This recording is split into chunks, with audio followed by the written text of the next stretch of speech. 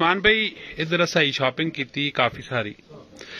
अक्सर मेरे जहन ना भी एक क्वेश्चन है और पब्लिक ना भी एक क्वेश्चन आना में वही आना है कि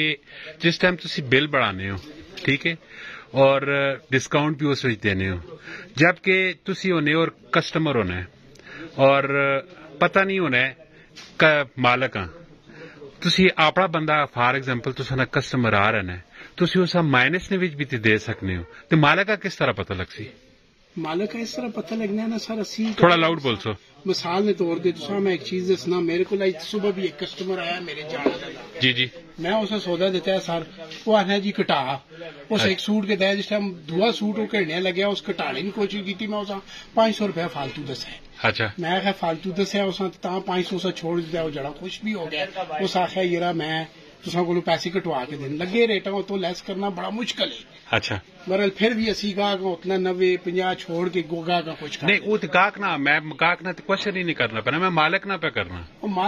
मालक का भाई तुसे मालक नाल तुसी बेईमानी कर जो लो सेल्समैन जब के मालक नाल बेईमानी कर जो मालक नाल असी कतन बेईमानी ना करने मालक वही पैसे मिलने जेडे मालक का साथ देते सर अगर तुसी कर सको तुसा को राइट आया ना कर सकने ना सेल्समैन कर सकने ना